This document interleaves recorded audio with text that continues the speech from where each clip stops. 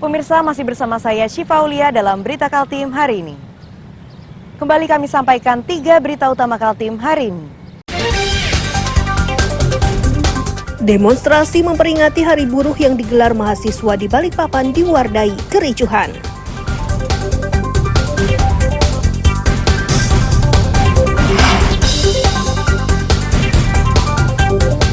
Pengerjaan berbagai fasilitas di Ibu Kota Negara Nusantara masih berlangsung, sebagian sudah mencapai 80%.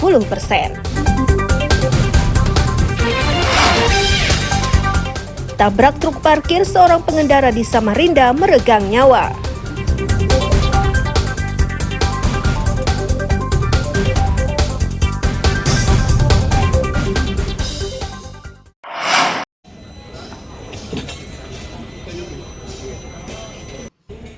Pembangunan fasilitas ekonomi kreatif di kawasan Ibu Kota Negara di Sepaku Penajam Pasir Utara inilah yang disasar oleh Sandiaga Uno saat berada di Kalimantan Timur.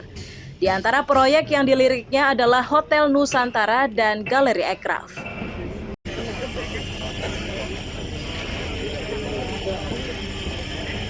Sandiaga berkeyakinan awal Agustus 2024 bangunan tersebut sudah bisa dimanfaatkan. Untuk saat ini terdapat 2 hotel yang hampir rampung, yakni Hotel Nusantara dan Hotel Kubika.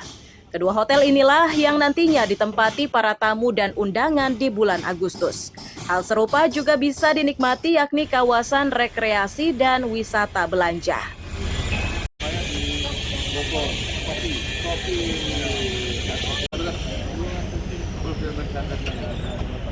Setelah kita meninjau tadi beberapa fasilitas parekraf, bisa kita pastikan insya Allah di akhir bulan Juli, awal Agustus siap dioperasikan, terutama hotel, tadi Hotel Nusantara dan juga ada satu hotel lain yang disebut Hotel Kubika.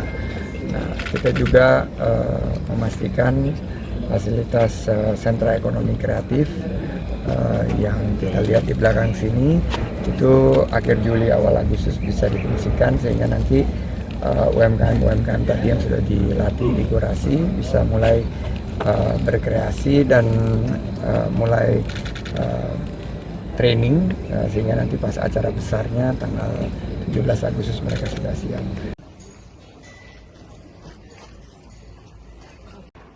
Kontraktor pelaksana pembangunan Hotel Nusantara mengaku fisik bangunan sudah mencapai 80%. Kendala yang dihadapi saat ini adalah cuaca. Meski begitu, diyakini proyek-proyek tersebut akan selesai tepat waktu.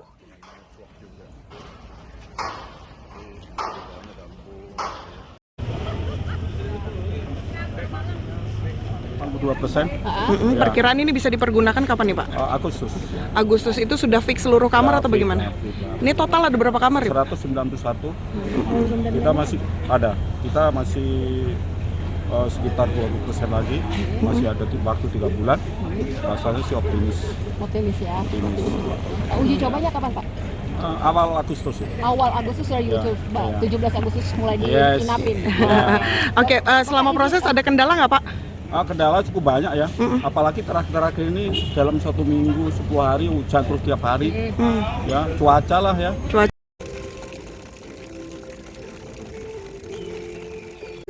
Saat ini suasana di sekitar Galeri Ekonomi sudah lebih indah. Beberapa taman semakin menarik meski belum rampung. Situasi di IKN ini dipastikan akan lebih indah dan menarik saat seluruh bangunan selesai dikerjakan. Amir Hamzah dan Riani Mantini melaporkan dari Balikpapan.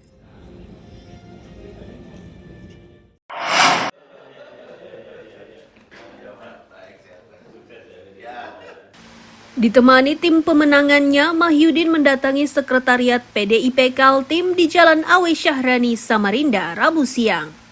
Ia sengaja menyerahkan berkas pendaftaran calon gubernur saat Hari Buruh Internasional agar terus ingat kepada kelompok ini dan bisa memperjuangkan nasibnya menjadi lebih baik.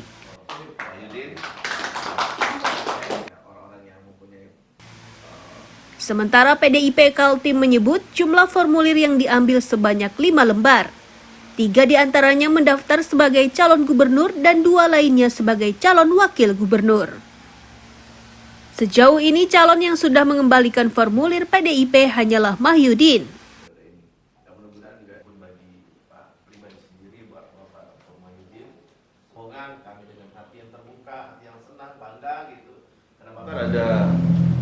Ada 5 yang sudah mendaftar, 3 bakal cakup, kemudian 2 yang wakil. Ya, mengembalikan formulir Baru pertama kali Pak Dr. Mahyudin hari ini. Potensi Pak Mahyudin seperti apa, Pak? Ya, kalau kita lihat dari rekam jejak beliau cukup berpeluang itu untuk menang itu di dalam pilgub ini. Kita lihat dari rekam jejak beliau mulai dari anggota DPR RI, kemudian jadi dari DPD, bahkan juga beliau juga sempat jadi bupati di Kutai Timur juga. Ini satu hal yang modal yang bisa membuat beliau bisa berhasil.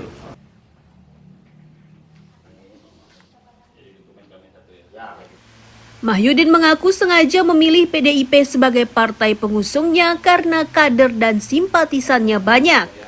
Itu dibuktikan dengan perolehan suara pada pemilu lalu.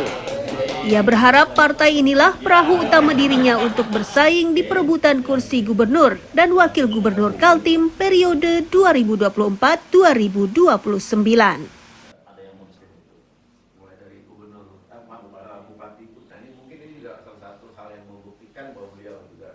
Harapan saya PD Perjuangan bisa bersama-sama saya untuk memperjuangkan Kalimantan Timur yang lebih keren di masa akan datang. Ya, kebetulan sekarang kan saya tidak pengurus partai manapun, saya kira lebih terbuka, dan PDI juga selaku pemenang ketiga kalau tidak salah ya di Kaltim dengan 9 kursi. Ya, saya kira PDI memiliki kader yang sangat banyak di Kaltim. Potensi ya? Potensi, dan udah lama juga PDI nggak jadi gubernur kan? Oh gitu ya? Mungkin di giliran PDI jadi gubernur. Oh gitu. Sama kita. Ya, Mas. Sebelumnya Mahyudin juga sudah menyerahkan berkas pencalonannya ke PKB. Bahkan partai tersebut mengaku Mahyudin memiliki kans kuat untuk diusung oleh partai tersebut. Amir Hamzah dan tim liputan melaporkan dari Samarinda.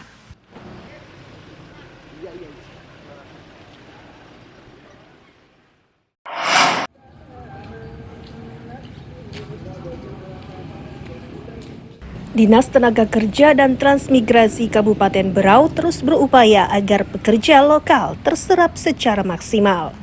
Langkah-langkah yang telah dilakukan adalah dengan memberi kesempatan pada calon pekerja untuk mendapatkan pelatihan.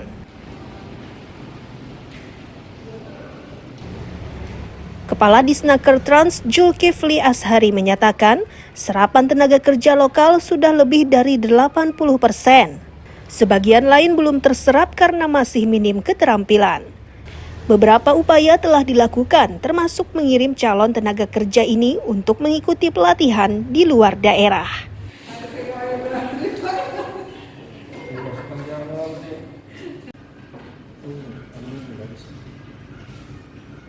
Pada prinsipnya kita sudah melaksanakan, dan dalam data Disnaker itu sudah 80% lebih.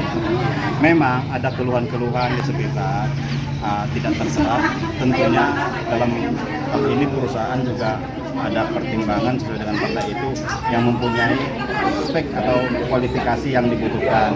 Nah, mereka mungkin, nah di sini peran serta kita, pemerintah daerah sudah menjawab itu. Kita sudah melatih anak-anak putra daerah untuk bisa diserap tentu terhadap skill mereka kan. Nah, kita sudah kemarin kita sudah mengirim beberapa putra daerah ke PLK di Balikpapan karena untuk dibutuhkan seperti mereka mekanikal, banyak lagi welder, semua yang dibutuhkan perusahaan kita coba untuk terus tingkatkan kemampuan putra-putra daerah. Hingga di tahun 2024 ini apakah semua itu tercukupi untuk tenaga lokal kita, Bu? Ya, tentu kita berjalan terus untuk mengupgrade tenaga kerja lokal.